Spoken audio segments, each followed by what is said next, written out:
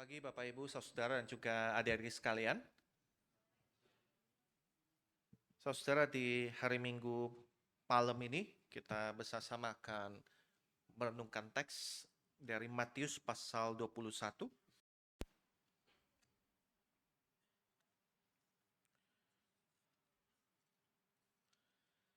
Matius pasal 21 ayat 1 sampai ayat yang ke-17.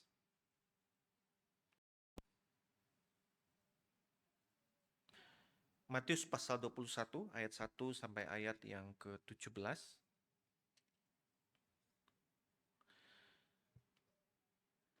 Saya mengajak kita membaca bagian firman Tuhan ini secara bergantian dimulai saya. Ketika Yesus dan murid-muridnya telah mendekati Yerusalem dan tiba di Betfage di Bukit Zaitun, ia mengutus orang muridnya.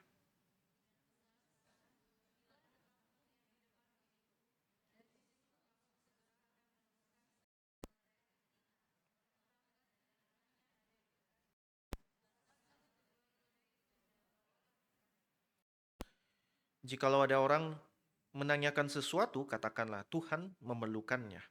Ia akan segera mengembalikannya.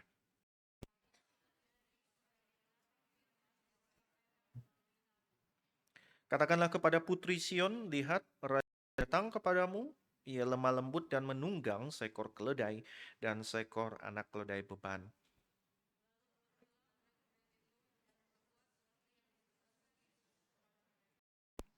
Mereka membawa keledai itu bersama anaknya lalu mengalasinya dengan jubah luar mereka dan Yesus pun duduk di atasnya.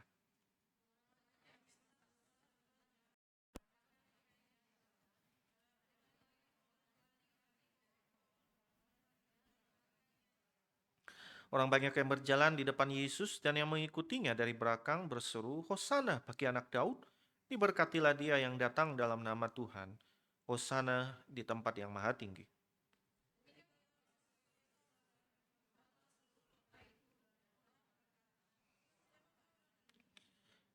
Orang banyak itu menyahut, inilah Nabi Yesus dari Nazaret di Galilea.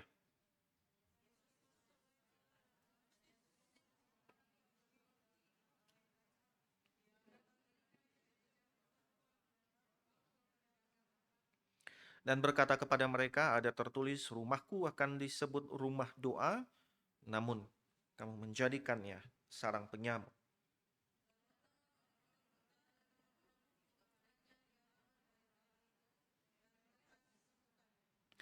Ketika imam-imam kepala dan ahli Taurat melihat mukjizat-mukjizat yang dibuatnya itu, dan anak-anak yang berseru dalam bait Allah, Hosana bagi anak Daud, marahlah mereka.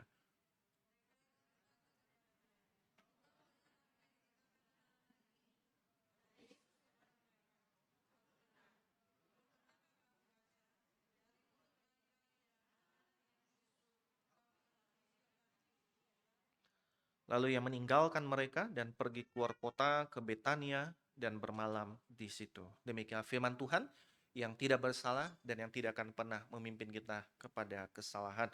Mari kita berdoa sebelum kita menungkat firman. Bapak, kami datang ke hadapan-Mu di minggu malam ini bersama-sama kami rindu sekali lagi diajar oleh kebenaran firman-Mu. Kami berdoa kiranya Engkau menyingkapkan Kristus kepada setiap kami. Dan biarlah kiranya iman kami dibaharui. Kami berdoa untuk waktu pemberitaan firman ini. Kau kiranya bekerja seluasa melalui Allah Roh Kudus yang ada di dalam setiap kami dan juga di tengah-tengah setiap kami. Bagi setiap kami yang mungkin mengalami kelemahan di dalam hal iman, Engkau kiranya kokohkan. Bagi kami yang selama ini belum beriman, Engkau juga yang bekerja, tumbuhkan iman itu. Bawa kami kepada keselamatan. Kami berdoa untuk hamba-Mu dalam segala keterbatasan, kiranya boleh menguraikan firman Tuhan, menyampaikannya dengan jelas. Kami berdoa demi nama Tuhan kami, Tuhan Yesus. Amin.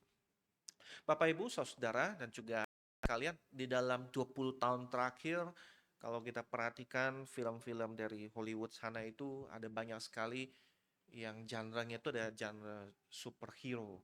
Film-film mengenai manusia-manusia berkekuatan super. Ya, ada yang dari DC itu Batman, Superman, Wonder Woman, ya.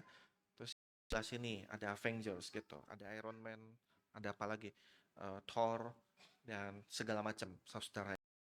Mungkin Bapak Ibu saudara di sini ada yang ngefans salah satunya, ya. Jadi ceritanya kira-kira mirip. Ada masalah, ada krisis, ya, ada penolongnya. Ada ancaman, terus ada pahlawannya. Nah, kenapa saudara cerita-cerita seperti ini kita perhatikan mayoritas film-film superhero itu dia menghasilkan keuntungan yang besar, ya. Kenapa, saudara? Saya percaya bahwa semata-mata bukan semata-mata efek visualnya atau karena ceritanya itu. Tapi cerita-cerita seperti itu digandrungi, disukai karena dia beresonansi dengan jiwa kita. Dia berbicara kepada jiwa kita. Ada longing, ada hasrat terdalam dari manusia yang sebenarnya terproyeksikan di dalam kisah-kisah superhero itu.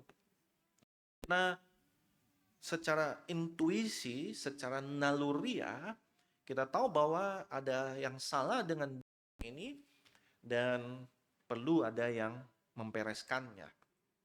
Yaitu terproyeksikan di dalam film-film itu semua. Saudara, menariknya bukan cuma di dalam film-film, tapi sebenarnya dalam kehidupan sehari-hari, hasrat yang terdalam itu dapat, ya, dalam cara kita berpolitik. Kita merasa bahwa ada masalah di dalam hal ekonomi, ya, ada jalan yang rusak tak kunjung diperbaiki gitu. Atau ada sistem yang korup. Maka apa yang kita serukan, saudara? Wah, butuh penolong. Kita butuh ada orang untuk bereskan. Kita butuh ganti pejabat. Perlu ada seorang selamat. Kita mengharapkan ada perubahan. Entah perubahan sistem atau perubahan orangnya, saudara, yang mimpin gitu. Dan apalagi di dalam konteks seperti sekarang, saudara, konteks global, geopolitik, ya, apa yang terjadi di Timur Tengah, di Iran dan sekitarnya yang seperti yang makin meluas, konflik yang terjadi, ya, kita dengar harga minyak sudah makin naik, Indonesia masih mungkin 2-3 hari lagi, saudara, pas bulan April nanti kebuka, ya, harga aslinya itu. Nah, dan dari situ akan merembet kemana-mana, harga barang naik dan segala macam. Sehingga di dalam kondisi seperti itu orang berseru-seru, aduh Tuhan, mana nih ya yang bisa menyatasi ini? Ya, harus ada yang bisa menghentikan perang ini, harus ada yang bisa kasih damai gitu. Ya, harus ada penyelamat, juru selamat. Nah, saudara, menarik sekali kerinduan-kerinduan seperti ini, ya, mengenai superhero, juru selamat, penolong, ya, yang akan mengubah segala sesuatu, itu bukanlah uh, hasrat manusia pada hari saja, tapi juga menjadi hasrat manusia sepanjang zaman di berbagai tempat, termasuk di zaman Tuhan Yesus. Saudara, di masa Tuhan Yesus 2000 tahun yang lampau, secara orang-orang Israel pada saat itu mereka merasa bahwa mereka masih ada dalam pembuangan, masih di exile. Kita baca di dalam Ulangan pasal 28, maaf. Di situ Tuhan memberikan ada berkat juga ada kutuk. Nah, saudara, menarik dalam bagian kutuk. Kalau engkau tidak taat, melanggar covenant, melanggar perjanjian dengan Tuhan, salah satu hukumannya adalah pembuangan. Bangsa-bangsa yang akan datang berperang dengan engkau, kau akan kalah, bawa, kau akan dibuang. Nah, dan saudara, itu terjadi. Kerajaan Israel utara itu dibuang, Asyur jatuh ke tangan Asyur, kemudian yang selatan, Yerusalem, Yehuda, jatuh ke tangan Babel. Dan memang setelah itu zaman kerajaan Persia di bawah Raja Xerxes itu mereka sempat balik, ya, dikasih kembali ke tanah asalnya. Tetapi orang-orang Israel tidak pernah merasa bahwa mereka betul-betul bebas, karena mereka ada di tangan pemerintahan orang lain. Jadi provinsi, negara, bagian daripada kerajaan lain. Mereka seperti piala bergilir, saudara. Ya, dari Babel kemudian ke Persia, dari Persia kemudian ke Yunani, ya, kemudian dari Yunani jatuh sekarang di Roma. kerajaan Romawi. Mereka nggak punya raja ya sendiri. Raja yang ada itu tunjuk Herodes. Mereka nggak punya kedaulatan astananya sendiri. Pajak itu kumpulin dibawa ke Roma. Ya, jadi bayangkan saudara hidup di zaman seperti itu. Bahkan hal yang paling penting dalam kehidupan mereka, ibadah penyembahan bait suci di Yerusalem itu ada di bawah bayang-bayang kekuasaan Romawi. Bait Allah yang megah itu yang luar biasa besar, di sebelahnya saudara juga ada benteng Romawi yang gede, benteng Antonia itu. Jadi saudara bayangkan ya, ibadah tapi supaya di bawah pengawasan juga, di bawah bayang-bayang kekuasaan Romawi. Jadi tidak dalam benak orang-orang Romawi, orang-orang Yahudi asli Tulen pada hari itu hasratnya adalah kapan kita dibebaskan, kapan Allah itu bertindak, kapan Juru Selamat itu datang, kapan kita mengalami revolusi. Jadi dalam masa-masa seperti itu kerinduan mereka adalah janji Tuhan digenapi.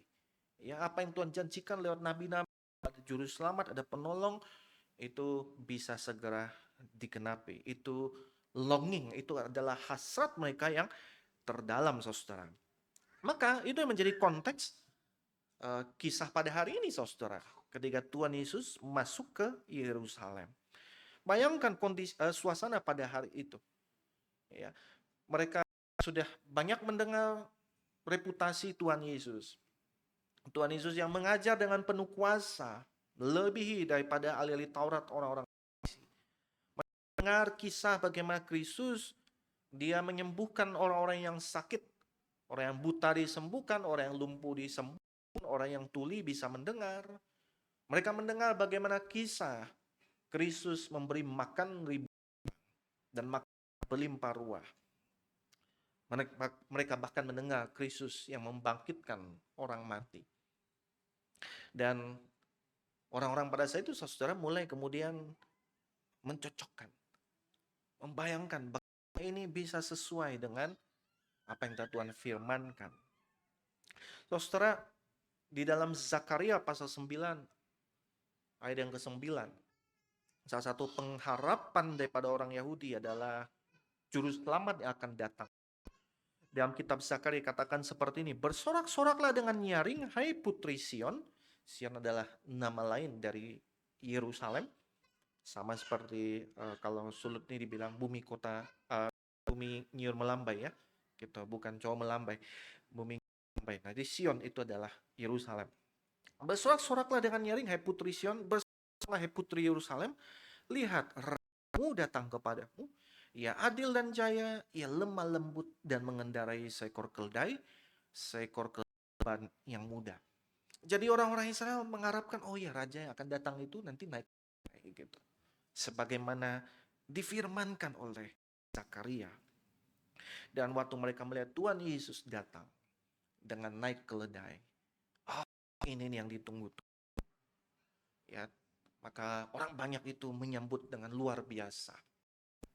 Mereka menghamparkan jubahnya, ya, memotong ranting palem itu, dan kemudian melambai-lambaikan yang berseru, Hosana bagi anak Daud, Hosana bagi dia, diberkati dia yang datang dalam nama Tuhan, Hosana di tempat yang emas.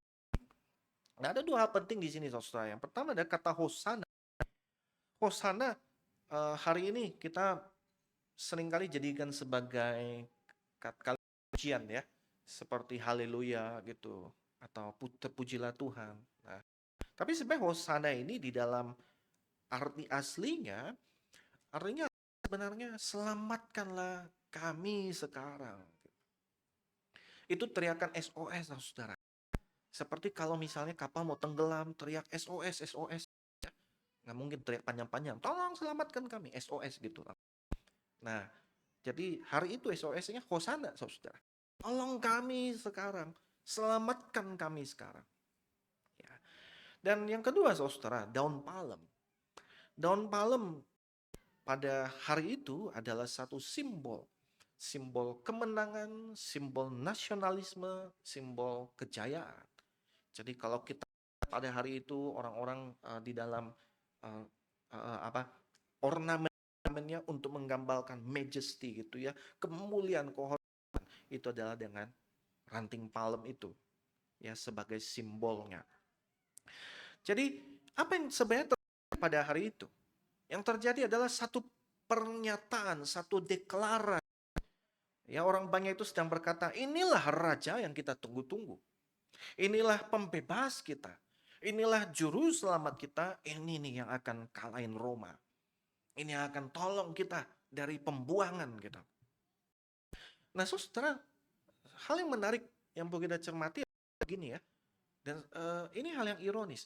Bahwa orang banyak ini sebenarnya nggak sepenuhnya juga.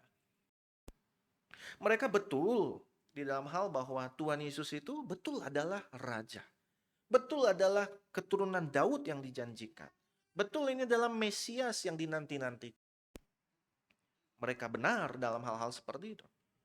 Tapi mereka juga nggak sepenuhnya benar. Ya, masalahnya bukan pada diri Tuhan Yesus, tetapi masalahnya ada pada ekspektasi mereka, apa yang mereka harapkan gitu. Mereka mengharapkan pembebasan politik, mereka mengharapkan kemenangan secara militer, mereka mengharapkan Roma yang digulingkan, mereka mengharapkan revolusi. Tapi Kristus datang bukan menawarkan itu semua. Kristus datang bukan untuk mengerjakan itu semua. Mereka membayangkan Kristus yang datang masuk ke Yerusalem, mengumpulkan tentara dan kemudian langsung ngelawan penjajah dan bebaskan ya dan memulihkan kerajaan Israel jadi ditakuti lagi. Kristus tidak melakukan itu semua. Mereka mengharapkan raja menurut logika dunia yang akan menegakkan kerajaan menurut cara dunia. Tapi Kristus tidak memenuhi itu semua, saudara. Saudara, mari kita sedikit berefleksi. Bukankah kita sering seperti orang-orang di Yerusalem pada hari itu? Kita datang kepada Tuhan Yesus teriak SOS, Hosana, tolong saya. Tapi saudara, apa yang kita harapkan? Tuhan Yesus tolong kita. Kita berharap Tuhan selamatkan aku dari masalah ini gitu. Ya, aku lagi putus nih dengan pacarku gitu, pacarku misalnya. Aduh Tuhan, tolong beres situasi yang ada saat ini. Sepertinya udah kacau. Tuhan tolong ubahkan si ini dan si itu. Gitu. Jadi kita punya ekspektasi, saudara. Tuhan bekerja dengan pola pikir kita. Kita punya agenda sendiri dan kita berharap Tuhan Yesus bisa memenuhi agenda-agenda itu. Masuk mungkin di dalamnya mengenai perang yang sedang terjadi. Saudara, seringkali tanpa sadar kita Tuhan jadilah raja, tapi raja yang seperti yang saya mau ya. Yang saya ingin ya. Dan itu sangat berbeda, saudara. Karena pada hari itu orang-orang yang menyambut raja ini beberapa hari kemudian ketika ekspektasi nggak tercapai, yang teriak Hosana bisa teriak salibkan dia, enyahkan dia, kami nggak butuh dia, pendusta, penipu, penista agama. Jadi saudara, kita tidak bisa hanya berkata Yesus sebagai raja, tapi raja yang seperti apa. Kristus dia tidak memenuhi ekspektasi orang hari itu. Nah, perhatikan saudara, bayangkan kalau kita ada di hari itu. Ya, sorak-sorai masih terdengar ya dan orang-orang kan kibas-kibas itu palem gitu. Ya, jubah yang dihampar dan misalnya masih gak gembira. Orang udah mikir nih, revolusi nih. Ya, Roma digulingkan nih. Ah, ini momen pembebasan kita nih, udah siap angkat senjata. Tapi Yesus dia bukan pergi ke benteng Antonia itu. Dia bukan ke benteng Roma itu, saudara. Dia perginya ke bait Allah. Dan yang di bait Allah yang dia lakukan itu justru menghamburkan gitu ya meja-meja tempat orang-orang sedang melangsungkan ekonomi di sana. Yang mereka harapkan benteng simbol kekuasaan penjajah itu dihajar gitu ya. Tapi yang terjadi justru Kristus pergi ke bait suci, tempat ibadah. Yang membuat mereka makin tertegun, saudara. Mengusir orang yang berjual beli, yang membalikkan meja penukar uang, yang menjungkir balikan bangku para penjual merpati.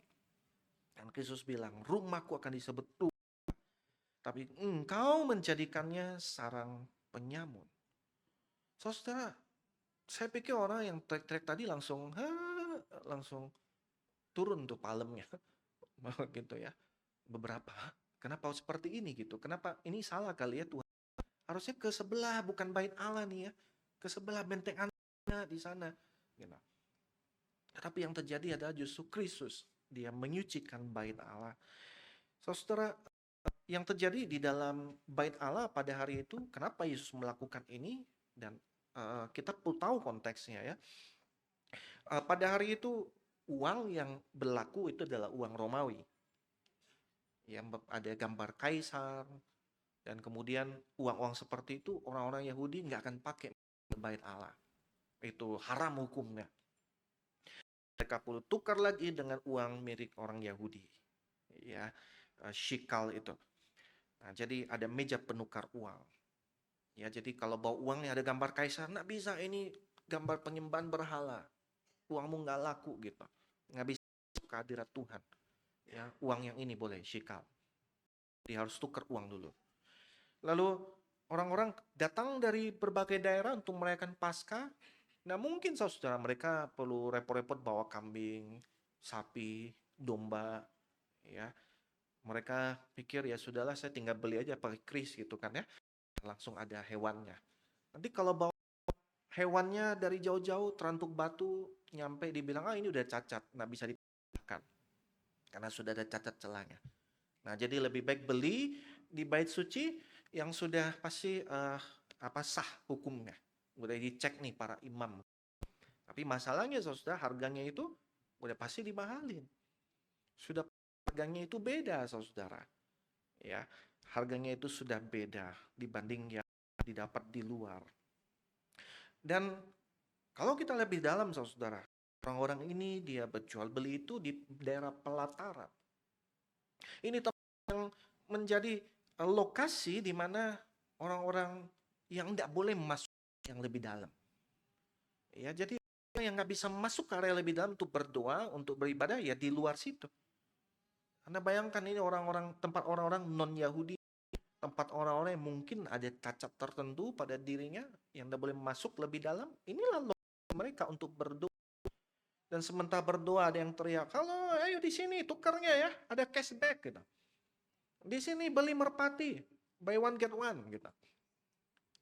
Ya, bayangkan saudara bagaimana bisa ibadah dalam kondisi seperti itu. Dan Kristus berkata, rumahku akan disebut rumah doa. Tapi engkau menjadikannya sarang penyamun. Tempat di mana harusnya relasi dengan Tuhan betul-betul lebih intens, ya, spiritualitas semakin mendalam, tapi yang terjadi justru komersial, finansial, itu yang dikejar. Saudara, maka kalau kita perhatikan saudara ya, yang Yesus lakukan itu betul-betul berbeda dari apa yang mereka bayangkan, apa yang mereka harapkan. Mereka berpikir Kristus datang untuk menunggang balikkan penjajah bangsawi, tapi Kristus yang dia lakukan waktu datang pertama-tama adalah bereskan penyembahan mereka, worshipnya mereka. Saudara, logika dunia selalu berpikir masalah itu ada di luar sana. Penjajah, pemerintah, sistem, musuh. Tetapi Allah di dalam Yesus Kristus selalu menunjukkan masalah terdalam itu adalah worship. Itu hati saudara. Ada di dalam diri internal. Waktu kita melihat konflik perang kita sering langsung mikir gitu. Oh, harusnya kalau saja ada pemimpin yang lebih baik.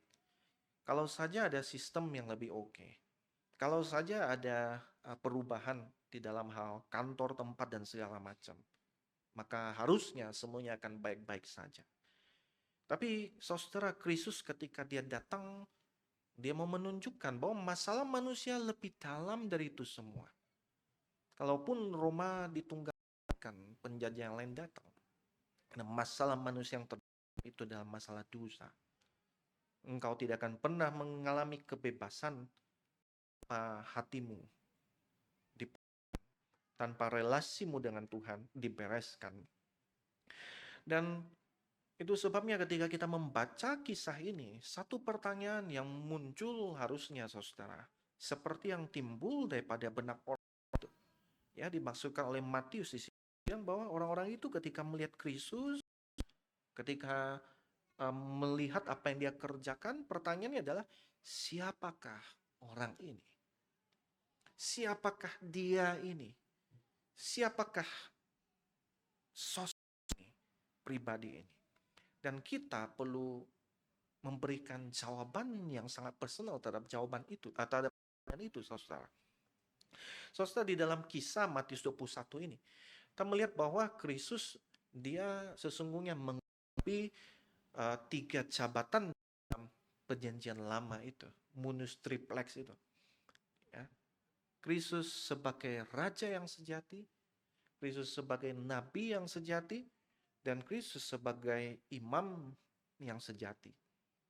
3 jabatan yang terpisahkan tetapi saling jalin menjalin, berkelindan, berpadu dengan di dalam diri daripada Kristus. Kristus dia adalah raja sejati. Tetapi raja yang beda daripada bayangan kita, bayangan orang dunia. Ya, raja yang datang bukan mengendarai kuda perang, tapi mengendarai keledai, tanda damai. Kristus dia datang bukan bermahkotakan emas, berlian, tetapi akan memahkotakan mahkota duri.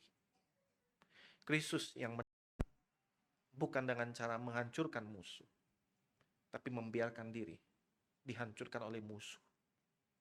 Menang atas kuasa si jahat, kuasa dosa. Kristus dia sebagai nabi yang menyatakan kebenaran Allah. Saudara, nabi di dalam ajarannya, pemberitaannya kadang diikuti juga dengan tindakan-tindakan simbolis. Kita lihat nabi-nabi penyelamat itu ada dengan simbolis yang dilakukan. Mereka disuruh beli ikat pinggang, ya disuruh tidur, pokoknya hadap ke satu sisi untuk mengambil pengepungan Yerusalem dan seterusnya. Jadi ada tindakan-tindakan simbolis itu, symbolic action. Dan salah satu yang disebutkan di sini ada ketika dia menyucikan bait Allah dengan membongkar balikan meja-meja uang, penjual merpati dan seterusnya. Kristus menunjukkan bahwa dia adalah nabi yang sejati yang menyatakan kebenaran Allah. Nabi dalam suara yang disampaikan itu selalu bikin nggak enak telinga, saudara. Ya, bikin hati sakit. Ya, ya nabi-nabi itu selalu menegur ibadah yang kosong, seperti dilakukan oleh Amos, Yesaya, ya, penyembahan berhala, menegur penyembahan yang katanya buat Yahweh, buat Tuhan, tapi sebenarnya keliru, salah. Dan hal yang sama dilakukan oleh Kristus di sini. Sebagai nabi yang datang bukan untuk menyenangkan orang, tetapi untuk menyatakan kebenaran. Kristus lewat tindakannya mau menunjukkan bahwa, hei, ibadahmu sudah rusak. Ya, praktekmu sebenarnya korup. Hatimu sebenarnya jauh daripada Allah, meskipun bait suci ramai. Dan saudara, Kristus dia adalah imam yang sejati. Imam yang datang untuk mempersembahkan satu kurban untuk selama-lamanya, yaitu dirinya sendiri. Saudara, ini pribadi Kristus digambarkan melalui kisah ini. Dia adalah raja yang sejati, nabi yang sejati, dan juga imam yang sejati itu. Sebagai raja yang menang bukan dengan membunuh, tapi justru dengan cara mati. Sebagai nabi yang menyatakan kebenaran tentang dosa dan bahkan mati karenanya, dan sebagai imam yang mempersembahkan dirinya satu kali selama-lamanya. Dan sekarang saudara, kita berefleksi terhadap kisah ini dan mengenai pribadi Kristus ini. Kalau orang hari itu saudara berseru Hosana, SOS, selamat kami, tapi mereka punya definisi sendiri mengenai selamat, apa artinya selamat. Maka sebenarnya hari ini kita pun tidak jauh daripada itu. Kita bisa berkata, Tuhan selamatkan aku, tolong aku, tetapi masalah yang kita itu adalah ya hal-hal yang sifatnya luaran, saudara. Ya, masalah menurut si kita dari tekanan, dari situasi, dari tertentu yang sebenarnya bukan jantung yang paling utama, masalah yang paling utama, inti masalah. Tapi Kristus dia datang untuk menyelamatkan kita dari dosa, dari murka Allah, dari keterpisahan kekal. Dan itu yang sesungguhnya dia selesaikan. Jadi pertanyaan yang dihadapkan oleh kisah ini kepada setiap kita adalah, apakah kita mau menerima Yesus sebagai Raja, sebagai Imam, sebagai Nabi, sebagaimana yang ia maksudkan? Atau kita hanya mau menerima dia sebagaimana yang kita inginkan, saudara.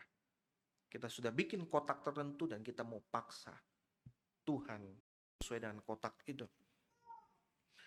Saudara, di dalam masa-masa menjelang Jumat Agung dan Paskah ini, satu hal yang kita perhatikan, Kristus waktu dia datang yang dia lakukan adalah menyucikan bait Allah. Simbol di mana penyembahan, ibadah, relasi dengan Tuhan itu terjadi. Kristus dia datang, yang dia lakukan paling pertama adalah menyucikan bait Allah. Saudara, kalau Kristus datang pada hari ini ke kota Manado, kalau tiba-tiba patung yang di Citalaya itu hidup, saudara, ya, kira-kira apa yang akan dia katakan terhadap Manado, terhadap gereja-gereja Tuhan, terhadap Christ Chapel Manado? Apa yang akan dia katakan, saudara, terhadap segala ibadah penyembahan kehidupan kita? Apakah Kristus yang akan berkata, oh bagus, ya luar biasa yang telah kalian perbuat, ya dengan nada pujian, saudara, atau dengan nada sarkas? Bagus, lanjutkan terus. Rumahku akan disebut rumah doa, tapi engkau menjadikannya sarang penyamun. Saudara, masalah di zaman itu bukan tidak ada ibadah, bukan gak ada kurban, bukan gak ada aktivitas, bukan gak ada kegiatan-kegiatan religius. Semuanya ada. Tapi yang terjadi adalah menyimpang. Dia terarah kepada Allah. Dan Kristus datang untuk memulihkan itu. Dan dia memulihkannya dengan menyerahkan dirinya. Dengan cara mati untuk segala dosa-dosa. Supaya betul-betul relasi yang benar dengan Allah bisa dipulihkan. Supaya betul-betul setiap jiwa, setiap pribadi manusia boleh menjadi bait Allah. Tempat di mana ada satu perjumpaan Tuhan boleh dialami. Saudaraku, pada masa-masa menjelang Jumat Agung dan Paskah ini, sekali lagi kita berefleksi mengenai Kristus seperti apa yang sebenarnya kita harapkan dan kita rindukan. Dan waktu kita berseru kepada dia, Tuhan tolong saya. Saudara, biarlah betul-betul kita masuk ke dalam jantung daripada masalah. Masalah kita yang paling utama sebenarnya adalah dosa. Sebenarnya adalah relasi yang rusak dengan Tuhan. Sebenarnya adalah keterpisahan dari sang kebenaran itu. Dan itu yang perlu pertama-tama untuk dibereskan. Karena bisa jadi kita hadir di dalam ibadah, kita ikut perayaan, kita menyanyikan berbagai lagu yang bagus, tetapi sampai hati kita jauh daripada dia, tidak mengenal Kristus dengan sungguh-sungguh. Dan saudara, kabar baik bagi setiap kita, Kristus dia datang.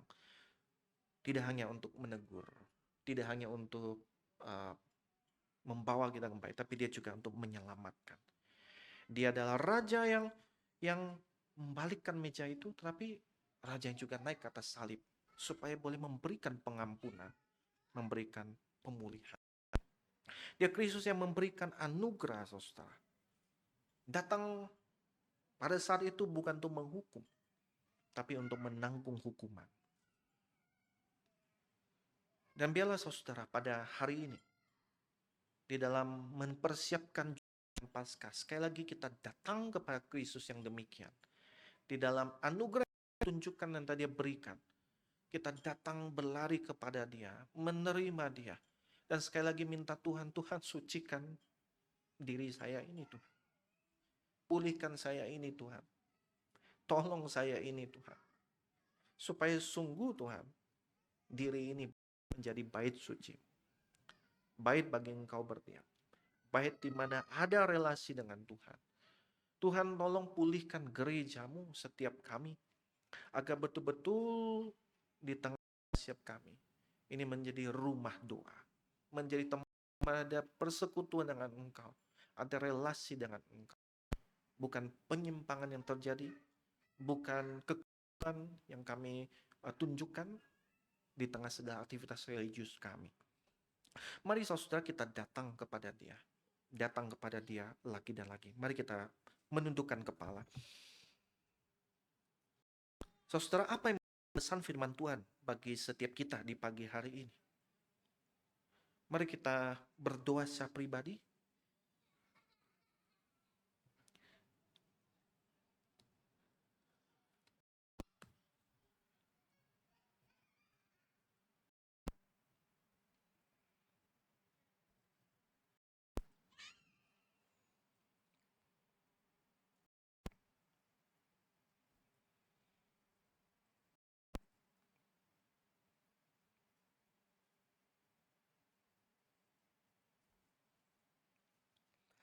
Oh Tuhan Yesus, sungguh Engkau adalah Raja kami, Nabi setiap kami, dan juga Imam setiap kami yang sejati. Kami percaya bahwa lewat kedatangan-Mu, Engkau hendak menyelesaikan masalah yang paling utama.